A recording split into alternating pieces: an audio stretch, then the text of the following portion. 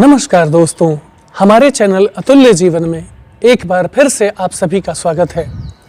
यूं तो हर बार हमारी यही कोशिश होती है कि हम एक से बढ़कर एक ज्ञानवर्धक वीडियो लेकर नियमित रूप से आपकी सेवा में उपस्थित होते रहें, क्योंकि हमारा मानना है कि ज्ञान वो दिव्य आँख है जो विषम परिस्थितियों में भी हमारा मार्गदर्शन करता है तथा हमारे सभी संशयों का नाश कर हमें सदैव आगे बढ़ने के लिए प्रेरित करता है। इसलिए आप सभी से निवेदन है कि इस वीडियो को अंत तक अवश्य देखें ताकि आपको इसका वास्तविक आशय समझ आ सके।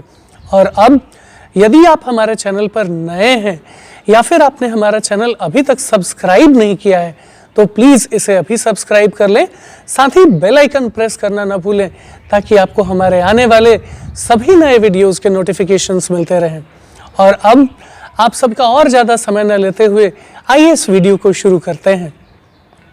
लालयेत 5 वर्षाणि 10 वर्षाणि ताड़येत प्राप्ते तो 16 वर्षे पुत्रम मित्रवदाचरेत। जी हाँ दोस्तों, हमारे वेदों में, हमारे शास्त्रों में बच्चों की परवरिश को लेकर विशेष प्रकार के निर्देश दिए गए हैं। यदि उन निर्देशों का सावधानी पूर्वक पालन किया जाए तो मेरा दावा है कि आपके बच्चे आपके जीवन की सबसे बड़ी उपलब्धि साबित होंगे। क्योंकि जन्म से वह एक कोरे कागज की तरह होता है। उसे जिस प्रकार के माहौल में रखा जाता है, उसे जिस प्रकार की परवरिश दी जाती है, जिस तरह के माहौल में उसका पालन पोषण होता है, उस माहौल के अनुसार उसका व्यक्तित्व ढलना शुरू हो जाता है, उसके चरित्र का निर्माण होना शुरू हो जाता है और कालांतर में उसी प्रकार से व्यवहार करना शुरू कर देता है। जब बात परवरिश की होती है तो ऑब्वियस है कि बच्चों के परवरिश की बात की जा रही है, जो कि अपने आप में एक बहुत ही दुष्कर कार्य है, जिसे माँ बाप से बेहतर शायद कोई और नहीं समझ सकता। जब कभी परवरिश की बात आती है तो अनायास ही हमारे मन में उस माली की छवि उभर आती है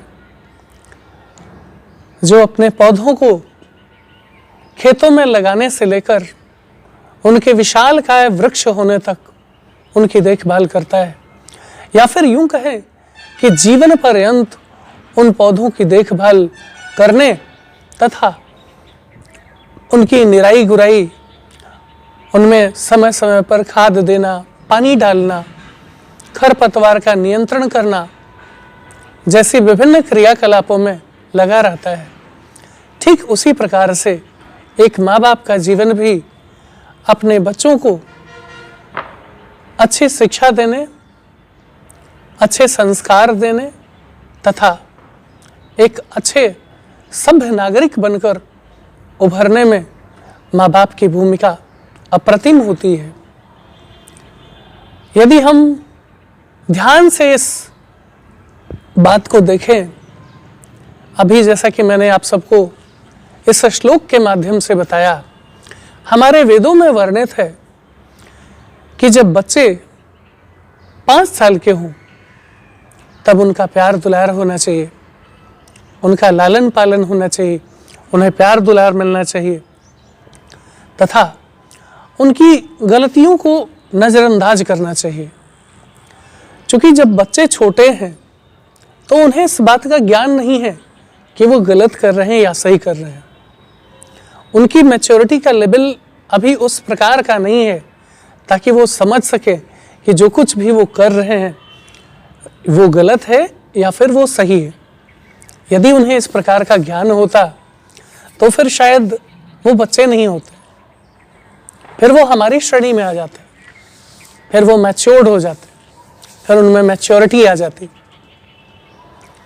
तो चूंकि वो बच्चे हैं तो गलती करना तो उनका जन्म सिद्ध अधिकार है।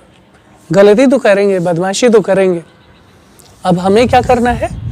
यदि हम अपने वेदों की माने, यदि हम अपने शास्त्रों की माने, तो शास्त्र कहते हैं कि जब बच्चे 2 वर्ष से लेकर 5 वर्ष तक के हों, लालयेत 5 वर्षाणि, अर्थात जब बच्चे 5 वर्ष तक के हों तब उनका लालन पालन होना चाहिए, प्यार दुलार, मनुहार, जैसे भी बच्चे समझे, जिस प्रकार से समझे, उन्हें समझाकर बुझाकर उनका लालन पालन होना चाहिए। ठीक है। उसके बाद इस श्लोक के दूसरे लाइन की अगर बात करें तो कहा जाता है 10 वर्षाणि ताड़येत।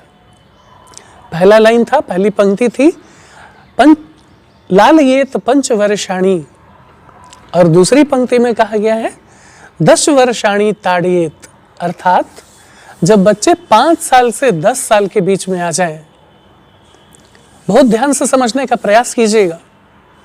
ये वही समय होता है जब हमारे बच्चों के चरित्र का निर्माण होता है, बच्चों का चारित्रिक विकास होता है।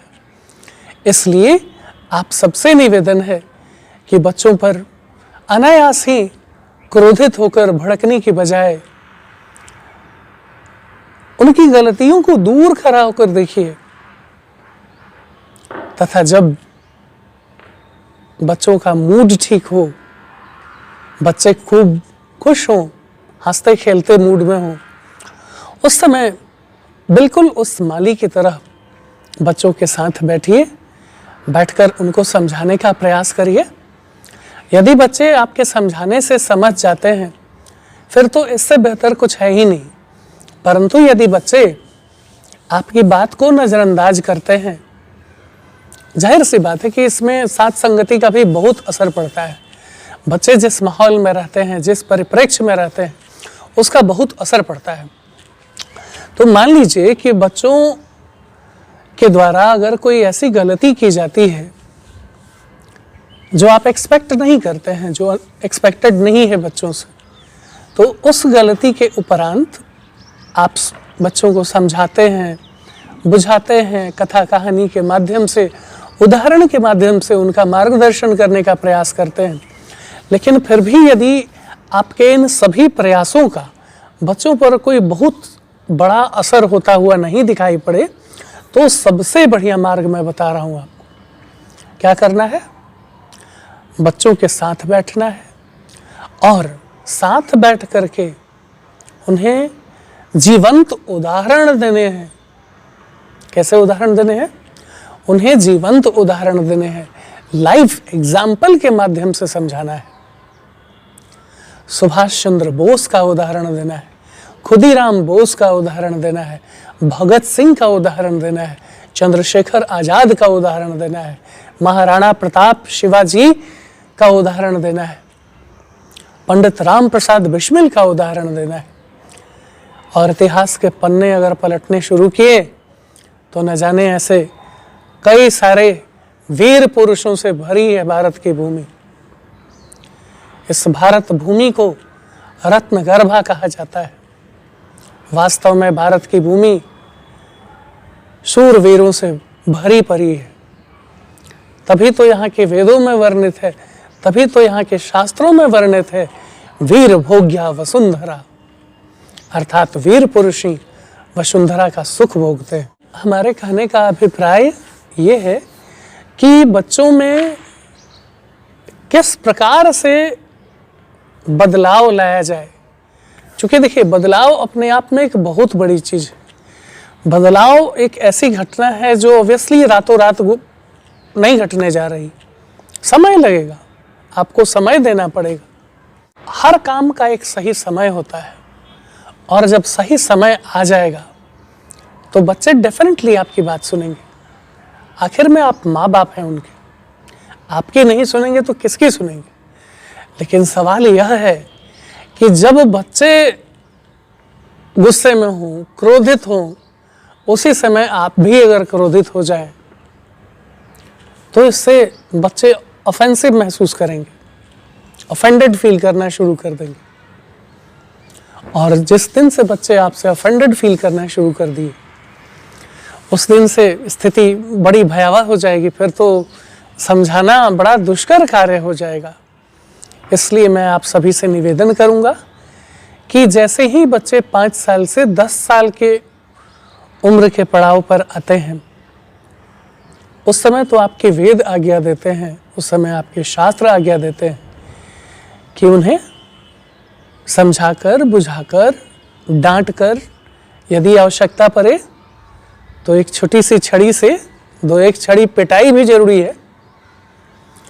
मैं बहुत मारने की बात नहीं कर रहा हूँ, मैं बिल्कुल उस गुरु की तरह मारने की बात कर रहा हूँ, बिल्कुल उस अध्यापक की तरह मारने की बात कर रहा हूँ जिसके बारे में ऐसा कहा जाता है, गुरु कुम्हार शिष्य कुंभ है, गढ़ी गढ़ी काढ़े खोट, अंतर हाथ सहार दे, बाहर मारे चोट। अर्थात गुरु वह कुम्हार है, गुरु की उपमा उस कुम्हार से दी गई है, उस कुशल कलाकार से की गई है जो मिट्टी के बर्तन बनाते समय उन्हें गोल करने के लिए एक छोटा सा लकड़ी का बना हुआ डंडा से जैसा कोई औजार होता है उसके हाथ में, और घड़े के भीतर हाथ लगाकर और धीरे धीरे धीरे धीरे पीटकर घड़े को गोल करता है। और इस प्रयास में कुम्हार का प्रयास होता है कि वह घड़े को गोल करने के लिए ही घड़े को पीटे। घड़े को फोड़ने का उद्देश्य नहीं होता, घड़े को तोड़कर नष्ट कर देने का उद्देश्य नहीं होता। और इसी बात का ध्यान आपको रखना होगा जब आप बच्चों की पिटाई करेंगे, बच्चों को मारेंगे, तो मेरा दावा है कि बच्चे आपसे दूर होते चले जाएंगे, बच्चे आपसे दूरी बना लेंगे। और जब बच्चे आपसे दूरी बना लेंगे, आपसे कटे कटे से रहने लगेंगे, फिर तो आपके लिए बहुत बड़ी समस्या उत्पन्न हो जाएगी। फिर बच्चों को संभालना आपके लिए एक बहुत बड़ा चैलेंजिंग टास्क हो जाएगा, एक बहुत दुष्कर कार्य हो जाएगा। इसलिए मैं पहले ही बता रहा हूँ कि आपके वेद शास्त्र जैसा कि आपको आज्ञा देते हैं कि बच्चे जैसे ही 5 साल से 10 साल के बीच में पहुँचे, यह सही समय है बच्चों को मोल्ड करने का। जैसे शीशे को मोल्ड किया जाता है ना, बिल्कुल वैसे ही बच्चों को मोल्ड करने का ये सही समय है, ठीक है। लेकिन मोल्ड कैसे करना है, पहले तो उनका असेसमेंट करना है, ठीक है। पहले उन्हें असेस करना है, जैसे माली असेस करता है। माली क्या करता है, हर प्रकार के पौधे का व्यक्तिगत रूप से असेसमेंट करता है और उनको उनकी आवश्यकता के अनुसार पानी डालता है, खाद डालता है, निराई गुराई करता है, खरपतवार नाशक दवाओं का प्रयोग करता है।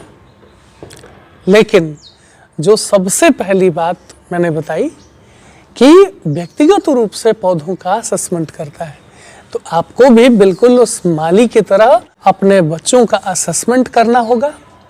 जो बच्चे छोटे हैं अर्थात 5 साल या 5 साल से नीचे उम्र के हैं, उन्हें तो प्यार दुलार करना है, कथा कहानी के माध्यम से समझाना है, बुझाना है, ताकि बच्चों के साथ आपकी बॉन्डिंग मजबूत रहे।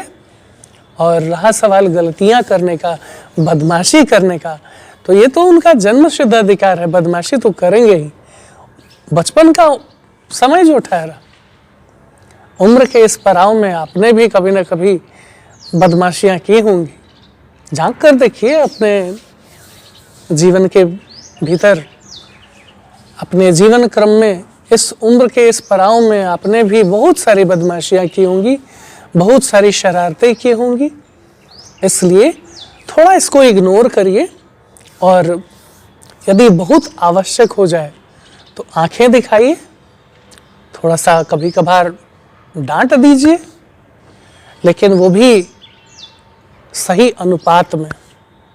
इस बात का ध्यान रखते हुए कि बच्चे सिर्फ मोल्ड हो जाएं। मतलब अगर कुछ बदमाशी कर रहे हैं जिससे उनको क्षति पहुंच सकती है, उन्हें चोट लग सकती है, या फिर दूसरों को नुकसान हो सकता है, या फिर जो आपने कुत्ते बिल्ली वगैरह पाल रखे हैं, यदि उनको परेशान करने की कोशिश कर रहे हैं बच्चे, तो हो सकता है कि चिढ़ करके वो उनको काट लें या फिर उन पर हमला कर दें, उन पर झपट्टा मार दें। तो इस तरह की सिचुएशन से बचने के लिए बच्चों को देखभाल की आवश्यकता होती है, बच्चों को प्रॉपर केयर की आवश्यकता होती है। तो पहले तो बच्चों को बिल्कुल उनके हाल पर नहीं छोड़ें, जहाँ कहीं भी बच्चे रहें, परिवार के किसी न किसी सदस्य को बच्चों के साथ होना चाहिए, चाहे वो मम्मी हो, पापा हो, या फिर दादा दादी, कोई भी। मतलब कहने का मतलब कि उन्हें बिल्कुल उनके हाल पर नहीं छोड़ना है, ठीक है। क्योंकि ये उम्र का वो पड़ाव होता है जब बच्चों को ये नहीं पता होता कि वो जो कर रहे हैं वो सही है या गलत है और इसका परिणाम क्या होगा। इसके परिणाम अच्छे होंगे या फिर इसके परिणाम बुरे होंगे या फिर बहुत बुरे होंगे, बच्चों को इस बारे में कोई जानकारी नहीं होती, क्योंकि बच्चे मैच्योर नहीं होते, लेकिन आप मैच्योर होते। तो यह आपकी जिम्मेवारी बनती है कि बच्चों के साथ साथ रहें, बच्चों पर निगरानी करें, बच्चों पर नज़र बनाए रखें, ताकि बच्चे कुछ ऐसा नहीं करें जिससे बच्चों को क्षति पहुँचे, बच्चों को चोट लग जाए या फिर वो किसी और को चोट पहुँचा दे या कुछ बहुत बड़ा नुकसान हो जाए। या फिर जो आपने पेट्स वगैरह पाल रखे हैं जैसे कुत्ता बिल्ली वगैरह, खरगोश वगैरह, तो हाँ, उनके द्वारा आपके बच्चों को नुकसान नहीं पहुंचा दिया जाए या फिर वो लोग उन नन्हे मासूम जीवों को नुकसान नहीं पहुंचा दे, इस बात का ध्यान रखना है। कई बार ऐसा होता है कि हम अपने घरों में इंडोर प्लांट्स वगैरह लगाते हैं, जैसे मनी प्लांट के पौधे वगैरह, या फिर बहुत सारी ऐसे छोटे छोटे पौधे आते हैं जिनको सूर्य की धूप की विशेष आवश्यकता नहीं पड़ती, तो उन्हें हम लोग इंडोर प्लांट्स के रूप में घर में सजावट के लिए लगा के रखते हैं। तो कई बार ऐसा देखने को मिलता है कि बच्चे उन फूलों की ओर, उन पौधों की ओर बरबस ही अट्रैक्ट होते चले जाते हैं। तो बच्चों का फूलों की ओर अट्रैक्ट होना लाजमी है, यह कोई विशेष बात नहीं है, क्योंकि फूल हैं तो आकर्षित करेंगे ही। बच्चों की बात तो छोड़ दीजिए, हम लोग बड़े होने के बावजूद भी फूलों की ओर अट्रैक्ट हो जाते हैं, आकर्षित हो जाते हैं, वो तो फिर भी बच्चे ठहरे। तो फूलों की ओर तो जाएंगे ही, पौधों की ओर तो जाएंगे ही।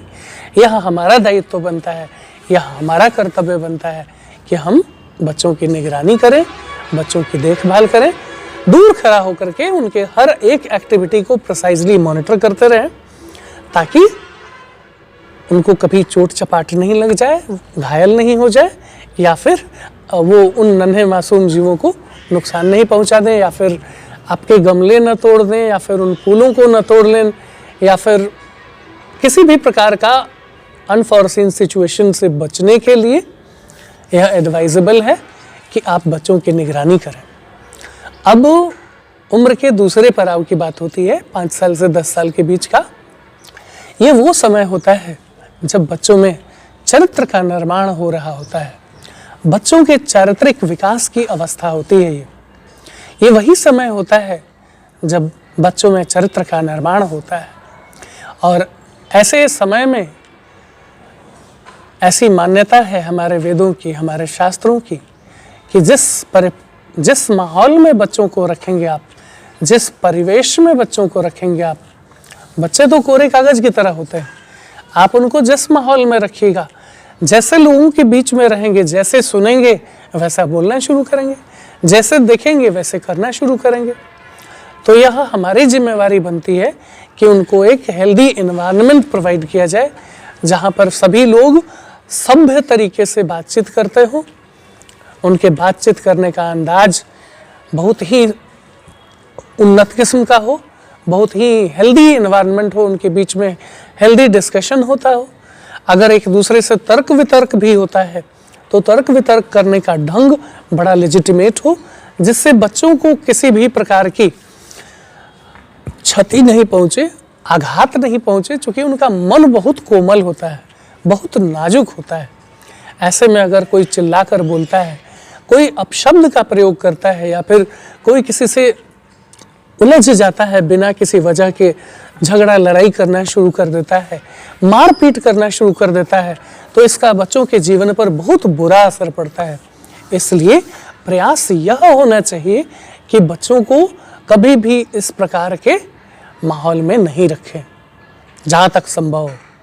और यदि आपस में किसी भी बात को लेकर कहा सुनी हो भी जाती है, अगर कुछ ऐसी बातें हैं जिनके बारे में डिस्कस करना बहुत ज़रूरी है, तो प्रयास ये करें कि जब बच्चे नहीं हों घर पे, जब बच्चे स्कूल चले गए हों या फिर खेल रहे हों, कहने का मतलब कि प्रयास ये करें कि बच्चे उन नेगेटिव चीज़ों को, उन नेगेटिव इंसिडेंट्स को, उन नेगेटिव पलों का साक्षी नहीं बने।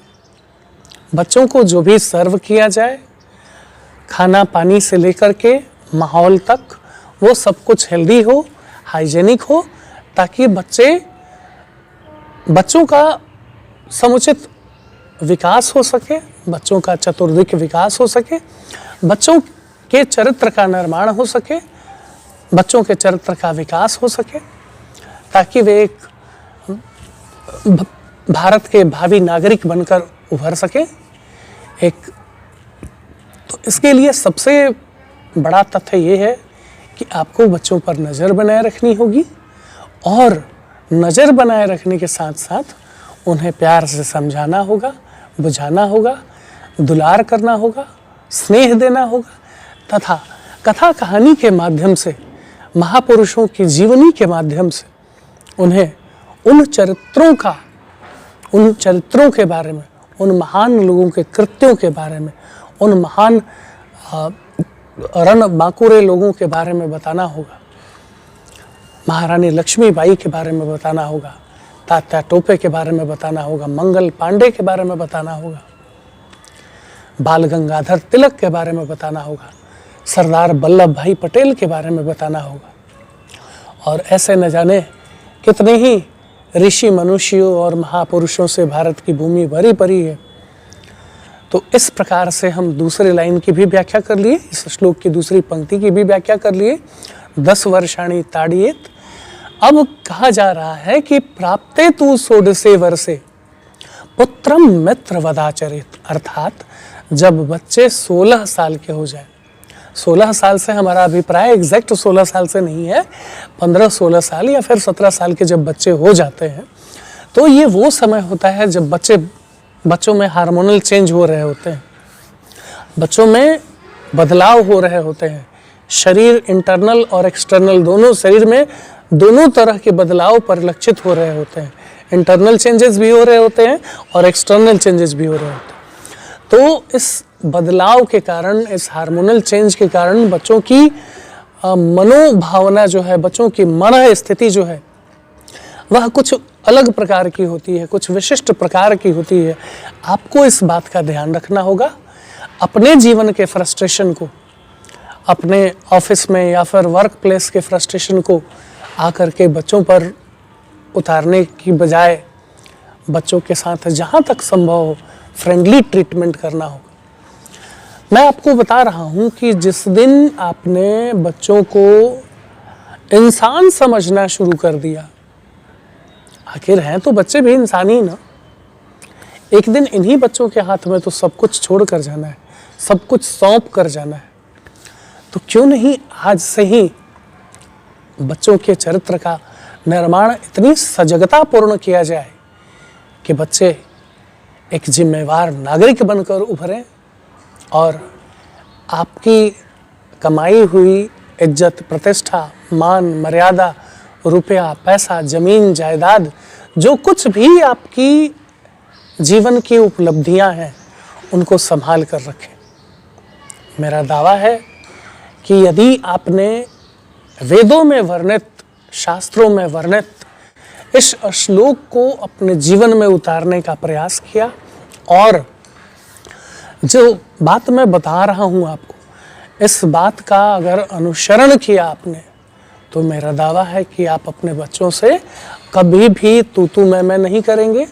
बच्चे अगर किसी बात को लेकर क्रोधित हो भी जाते हैं, अगर बच्चे ऑफेंसिव हो जाते हैं, अपने आप को ऑफेंडेड फील करते हैं किसी बात को लेकर के, तो आप तुरंत वहाँ से बात की डायरेक्शन को चेंज कर दीजिए।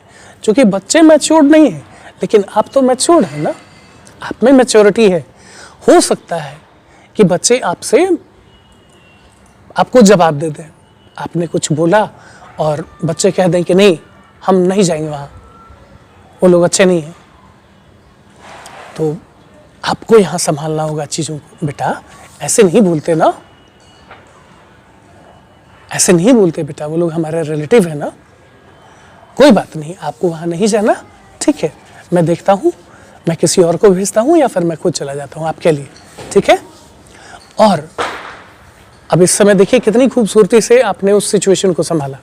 अब यहीं पर अगर आप जिद पकड़ लेते कि नहीं तुम्हें जाना है, क्यों नहीं जाओगे तुम, हम बोल रहे हैं जाना है तुमको, तो बच्चे थोड़ी देर के लिए आपसे डर के या फिर किसी और वजह से बच्चे आपकी बात तो मान लेते, लेकिन उनके मन पर इसका बड़ा बुरा प्रभाव पड़ता है। तुम बचिए इससे। बच्चे कोरे कागज की तरह है, बड़े नाजुक हैं। बच्चे उस फूल की तरह है जिस पर पानी की बूंदों के अलावा और संसार में जितने भी रसायन पाए जाते हैं उन सब की प्रतिक्रिया उन फूलों पर होती है। इतने नाजुक होते हैं। सिर्फ पानी ही, चूँकि पानी निर्मल होता है ना, पानी स्वच्छ होता है, तो मैं स्वच्छ पानी की बात कर रहा हूँ, निर्मल पानी की बात कर रहा हूँ। अगर पानी के बूंदों के अलावा कोई और केमिकल वगैरह उस पर डाला जाए, स्प्रे किया जाए, तो उन सब का असर पड़ता है उस पर। इसलिए मैं कह रहा हूँ कि कभी भी बच्चों पर क्रोध जाहिर नहीं किया जाए।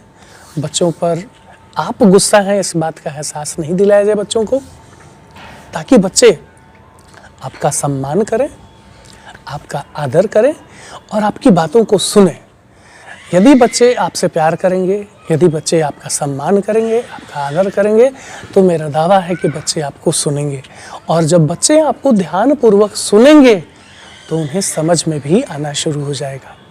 और जब उन्हें समझ में आना शुरू हो जाएगा तो उनमें सेंस ऑफ रिस्पॉन्सिबिलिटी का विकास होगा, जवाबदेही का विकास होगा। बच्चे जवाबदेह बनेंगे, जिम्मेवार बनेंगे, ठीक है। और एक समय आएगा जब आप अपने बच्चों पर गर्व करेंगे, आपको फिर उनसे कोई शिकायत नहीं रह जाएगी। और मेरा दावा है कि जिस परिवार में बच्चों पर लोग क्रोधित होते हैं, बच्चों को मारते हैं, डांटते हैं, पिटाई करते हैं, अपशब्द कहते हैं, गाली गलौज करते हैं बच्चों के साथ, उस परिवार के बच्चे भी कालांतर में उसी प्रकार के हो जाते हैं।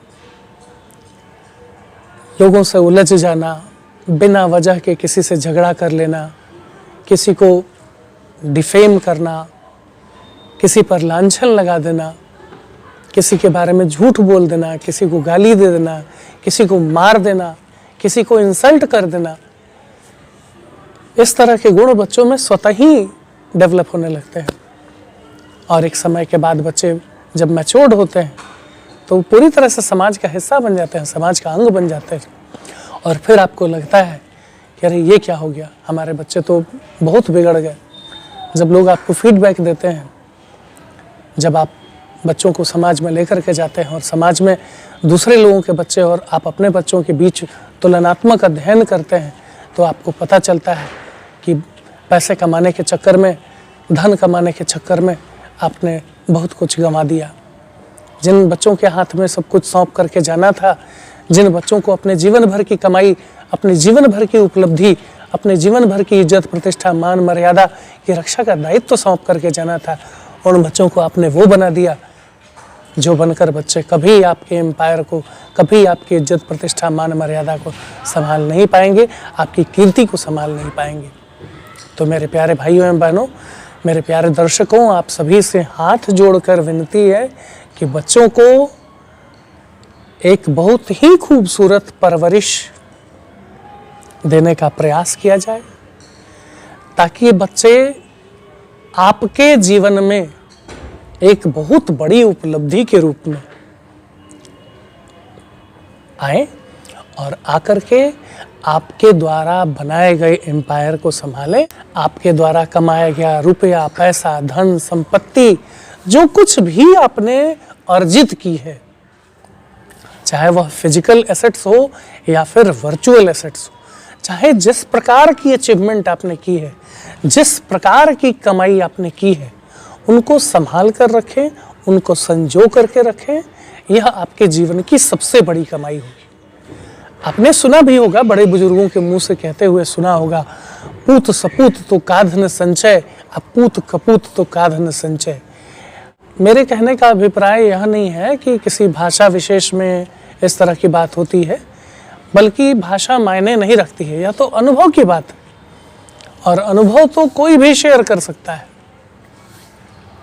चाहे वह, इसके लिए जरूरी नहीं है कि वह कोई किसी पर्टिकुलर क्षेत्र से आए, किसी पर्टिकुलर भाषा का बोलने वाला हो, किसी पर्टिकुलर रीजन से आता हो, किसी पर्टिकुलर ज्योग्राफिकल लोकेशन से आता हो, यह जरूरी नहीं है। जो सबसे बड़ी बात जरूरी है वह है अनुभव। और जिस व्यक्ति को जीवन का अनुभव है वो तो कहेगा ही, वह तो अपने जीवन के अनुभव को जनमानस के समक्ष लोक कल्याण के हेतु से रखेगा ही। तो इस बात की सार्थकता को समझने का प्रयास करें। पूत सपूत तो का धन संचय। इसका मतलब अगर बेटे सही हो गए, बच्चे सही हो गए, बच्चों की परवरिश अगर सही से हो गई तो फिर धन संचय करने की आवश्यकता नहीं है। बच्चों को पढ़ा दीजिए, लिखा दीजिए, बच्चों को एक बहुत अच्छा इंसान बना दीजिए। बच्चे आपके जीवन में इतना धन कमा लेंगे, इतनी संपत्ति अर्जित कर लेंगे, इतना कुछ इकट्ठा कर लेंगे, मान मर्यादा, इज्जत, प्रतिष्ठा, सब कुछ। कल तक बच्चे आपके नाम से जाने जाते थे, अब आपके बच्चों के नाम से आपकी पहचान बनेगी। और मेरा दावा है कि जिस दिन बच्चों के नाम से समाज आपको जानना शुरू करेगा, देश आपको जानना शुरू करेगा, राष्ट्र आपको जानना शुरू करेगा, यह आपके जीवन की बहुत बड़ी उपलब्धि होगी। इसलिए मैं आप सबसे निवेदन करता हूँ, आप सबसे विनती करता हूँ कि आप बच्चों की परवरिश का ध्यान रखें। और अब इस वीडियो में इतना ही। यदि आपको हमारा वीडियो अच्छा लगा हो तो प्लीज़ इसे लाइक करें और ज़्यादा से ज़्यादा शेयर करें, ताकि हमारा मनोबल यूं ही बना रहे और हम एक से बढ़कर एक ज्ञानवर्धक वीडियो लेकर नियमित रूप से आपकी सेवा में उपस्थित होते रहें। और तब तक के लिए बने रहें हमारे चैनल अतुल्य जीवन पर। हम इसी प्रकार का ज्ञानवर्धक वीडियो लेकर जल्द ही एक बार फिर से आपकी सेवा में उपस्थित होंगे। जय हिंद, जय भारत।